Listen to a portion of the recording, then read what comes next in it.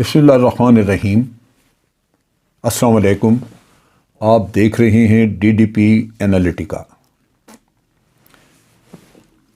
आप सबको इल्म है कि मुल्क में हालात बहुत अच्छे नहीं हैं।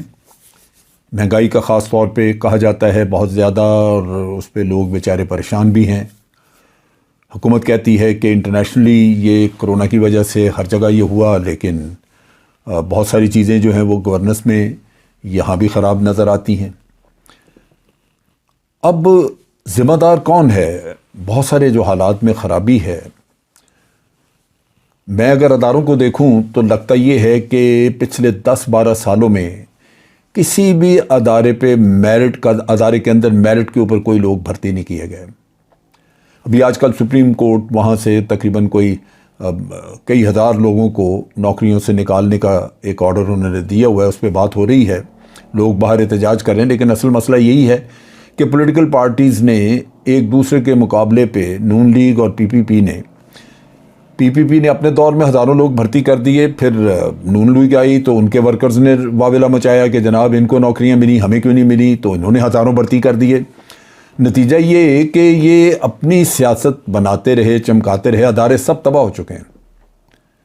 ये इतना बड़ा एक नुकसान हो चुका है मुल्क का कि आज अगर पाकिस्तान में इमरान खान को छोड़ दें, कोई भी शख्स, कोई लीडर अगर खड़ा होकर पूरी ईमानदारी और तंदही से ये काम शुरू करे कि उसने करप्शन ख़त्म करनी है, और वो ऐलान करे कि मैंने हुकूमत ली है सिर्फ इस वजह से कि मैं करप्शन इस मुल्क में ख़त्म करना चाहता हूँ, तो पूरा मुल्क सवाए चंद लोगों के उस शख्स को नाकाम करने के लिए मुत्तहिद हो जाएगा। तमाम सियासी पार्टियाँ और तमाम अदारों के सरकर्दा लोग वो इस मुहिम में शामिल हो जाएंगे कि इस आदमी को हमने नाकाम कैसे करना है, जो आज इमरान खान के साथ हो रहा है। मुख्तलिफ लोग मुख्तलिफ चीज़ें इसके बारे में मुख्तलिफ वजूहात भी बताते हैं। मुझे अक्सर औक़ात, चूँकि मैं मीडिया वगैरह पे होता हूँ, बातचीत करता हूँ टेलीविज़न चैनल्स पे, तो मुझे अक्सर औक़ात लोगों की तहरीरें आती रहती हैं कि जनाब आप ये बात करें, ये ख़राबी है हमारे मुल्क में, ये मसला है। और मैं बहुत सारी तहरीरें उनको पढ़ के तो उनको नेचुरली हम सोच विचार उन पे करते हैं। आज एक तहरीर ज़रा दिलचस्पी थी, मैंने कहा आपसे शेयर करूं। वो मुझे किसी ने भेजी। वो लिखते हैं कि जी दुनिया में इस वक्त 200 से ज़ायद ममालिक हैं। इनमें एक मुल्क ऐसा भी है जो रूस से कम 10 गुना छोटा है, लेकिन जिसका नहरी निज़ाम रूस के नहरी निज़ाम से 3 गुना बड़ा है।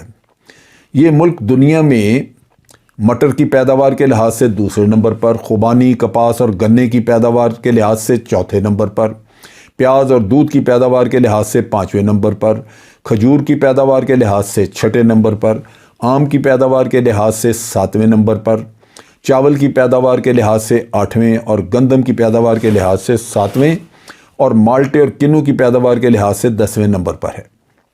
ये मुल्क मजबूई ज़री पैदावार के लिहाज से दुनिया में 25वें नंबर पर आता है। इसकी सिर्फ गंदम की पैदावार पूरे बर-ए-आज़म अफ्रीका की पैदावार से ज़्यादा और बर-ए-आज़म जनूबी अमरीका की पैदावार के बराबर है। ये मुल्क दुनिया में सनती पैदावार के लिहाज से 55 नंबर पे है। कोयले के ज़खायर के एतबार से चौथे नंबर पर, तांबे के ज़खायर के एतबार से 7वें नंबर पर है, CNG के इस्तेमाल में अव्वल नंबर पर है। इस मुल्क में गैस के ज़खायर एशिया में 6ठे नंबर पर हैं। यह मुल्क दुनिया की 7वीं एटमी ताकत है। सो आप समझ गए कि ये पाकिस्तान के बारे में कहा जा रहा है। बहरहाल लिखते हैं कि सबसे हैरत अंगेज़ बात यह है कि ये मुल्क गद्दार, ईमान फरोश और लुटेरे और ब्यूरोक्रेसी में बैठे हुए वडेरे, जागीरदार, सरमायाकार, बेज़मीर सहाफ़ी ये पैदा करने में पहले नंबर पर है। अब ये बड़ी एक सोचने की बात है। हो सकता है कि ये अपनी तहरीर में एग्जैजरेशन हो, इनकी कुछ बढ़ा चढ़ा के बात कर रहे हों कि सारे गद्दार हैं, लेकिन कहीं ख़राबी कुछ न कुछ तो है। फिर लिखते हैं जी वसाइल से मालामाल होने के बावजूद इतनी महंगाई की वजह हमारा मनहूस, तागूती, शैतानी सिस्टम है जिसे हम करप्ट जमहूरियत का निज़ाम कहते हैं। अब ये निज़ाम के बारे में इन्होंने लिखा, असल चीज़ ये है कि लोग क्या है। اگر عوام کسی بھی ملک کے اپنے لیے اچھے لیڈر چن لیں اور آپ کے پاس اچھے لیڈر یا اچھے رہنما، اچھے سیاسی لوگ موجود ہوں، تو سسٹم کوئی بھی ہو وہ کامیاب ہو جائے گا۔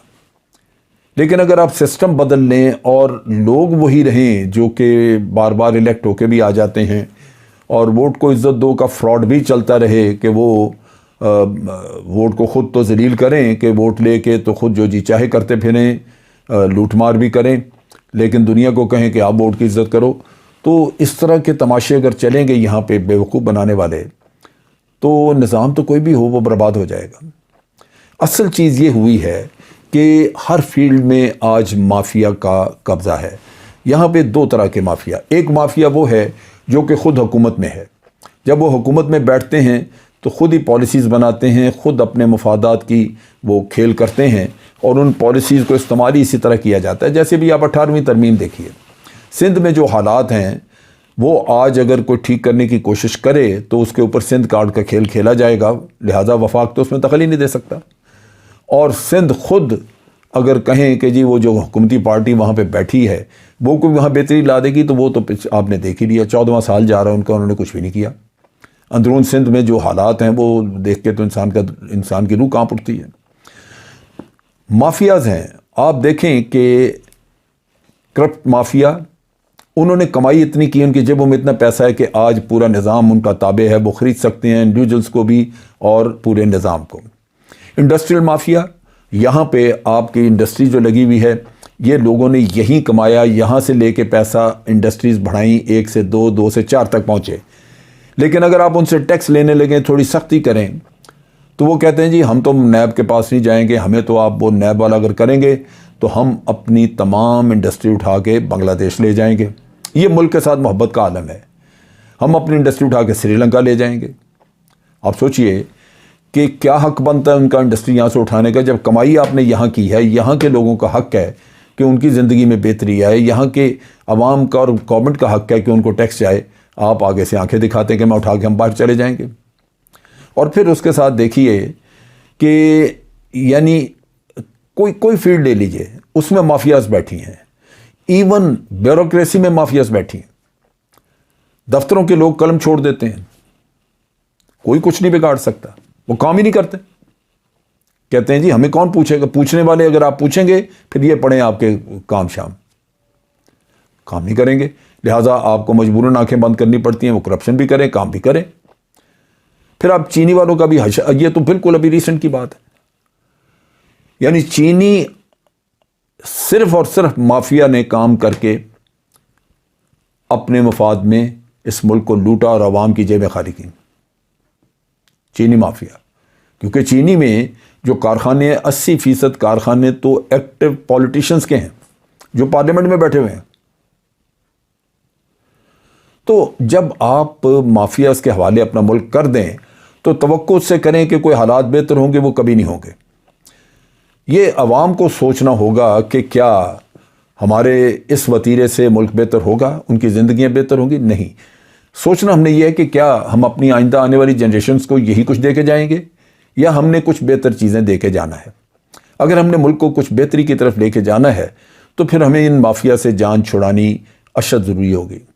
یہ مافیا اتنی مضبوط ہے کہ عمران خان کی بہترین کوششوں کے باوجود پچھلے 3-4 سال میں ایک بھی میگا کرپشن کا کیس حل نہیں ہو سکا۔ ان کا ایک ہی راگ ہے کہ ہم معصوم ہیں، یہ ہم سے دشمنی کر رہے ہیں عمران خان۔ اگر یہ دشمنی کر رہا ہے تو ملک لوٹا کس نے ہے؟ اگر یہ دشمنی کر رہا ہے تو آپ کی جائیدادیں باہر کیسے ہیں؟ اس کا کوئی جواب نہیں۔ تو یہ دیکھنا ہوگا کہ ہمیں اپنی آئندہ نسل کے لیے کیا چھوڑ کے جانا ہے۔ یہی کچھ ہم مجرم ہیں، ہماری نسل نے بگاڑ پیدا کیا ہے، ہمیں اس کی سزا ہمیں ملنی چاہیے، ہماری اولادوں کو نہیں ملنی چاہیے۔ ہمیں کچھ نہ کچھ کر کے جانا چاہیے تاکہ اس گناہ کی جو ہم نے اتنے سالوں کیا ہے اس کی کچھ تلافی ہو جائے۔ ہمیں قائد اعظم نے بہت اچھا ملک دیا تھا، آپ سوچ نہیں سکتے کہ اس وقت انتہائی غربت کے باوجود حالات بہتر تھے۔ پھر 71 کی جنگ سے پہلے تک، ہمارے 69 تک، یہ ملک تھا جو کہ چائنا کو، جرمنی وغیرہ کو قرضہ دیتا تھا، آج ہم ان کے پاؤں کے نزدیک بھی نہیں ہیں۔ تو یہ سوچنا ہوگا کہ ان مافیا سے کیسے جان چھڑانی ہے، کیونکہ ان مافیا میں صرف یہ مافیا کے لوگ امیر ہوئے ہیں، ملک تو لٹتا گیا ہے۔ آج کے لیے اتنا ہی۔ افواج پاکستان زندہ باد، پاکستان پائندہ باد۔